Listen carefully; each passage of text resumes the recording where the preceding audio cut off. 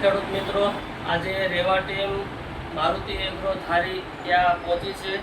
ત્યાં અમારા ડીલર છે જુનાગઢ એગ્રીકલ્ચર યુનિવર્સિટીના નિવૃત્ત અધિકારી ચોપડા સાહેબ મારુતિ એગ્રો ધારીની મુલાકાતે આવ્યા છે. મારા ગુરુજી છે.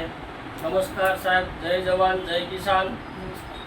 સાહેબ, તમે રેવા કંપનીની પ્રોડક્ટ વાપરો છો તો તમને કેવું લાગ્યું? નમસ્કાર ખેડૂત મિત્રો,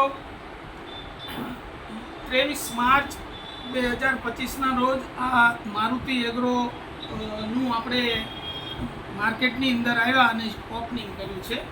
અને 23 માર્ચથી આજ દિવસ સુધી લગભગ 4.5 મહિના જેવો આપણે ઘણો સમય થઈ ગયો છે. 4.5 મહિનાના પીરિયડની અંદર ધારી તાલુકાના મોટા ભાગના ગામડાઓની અંદર આપણે રેવા કંપનીની તમામ પ્રોડક્ટનું વેચાણ કરેલ છે અને ખેડૂતોને આપેલ છે. એમાં મોટા ભાગની જે પ્રોડક્ટ છે એ આપણે આ દુકાનની અંદર રેવા કંપનીની જ રાખીએ છીએ. સાઈડમાં બીજી કંપનીઓને પણ રાખીએ છીએ, નથી રાખતા એવું નથી, પણ રેવા કંપનીની જે ટકાટક છે, ગ્લેડિયેટર છે, ફેન્ટાસ્ટિક છે, રાઉન્ડર છે, આ તમામ પ્રોડક્ટ જે રહી એની અંદર આજે 4.5 મહિનાની અંદર 200 થી 250 ખેડૂતો મારા કોન્ટેક્ટમાં, એક પણ ખેડૂતની ફરિયાદ નથી. અને એક વખત લઈ ગયા પછી ખેડૂત છે એ દોડીને અહીંયા આવે છે કે સાહેબ તમે મને આ વસ્તુ આપી હતી એ બીજી વાર આપો.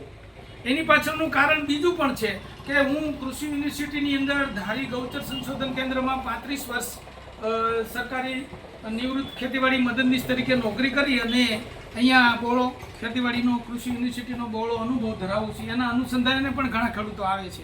ખેડૂતોને કોઈ મુશ્કેલી હોય અને આકસ્મિક કોઈ પ્રશ્ન એવો એનાથી બની ગયો હોય તો પણ આવે છે અને એનું આપણે સરસ મજાનું સોલ્યુશન કરીએ છીએ.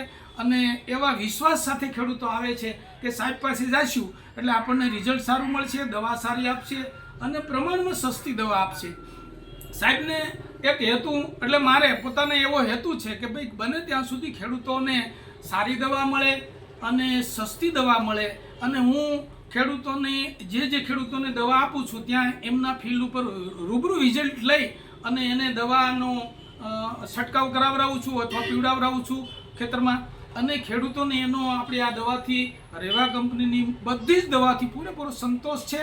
અને આજે ધારીની અંદર આપણું મારુતિ એગ્રો તરીકેનું સરસ મજાનું નામ થયું છે. એની પાછળનું કારણ પણ રેવા કંપની છે. એક પણ પ્રોડક્ટ છે એમાં આપણને ફરિયાદ નથી અને આવી નવી પ્રોડક્ટ આપણને મળતી રહેશે અને ક્વોલિટી જળવાતી રહેશે એટલે ખેડૂતો આપણી પાસે દોડીને આવવાના છે. આભાર સાહેબ.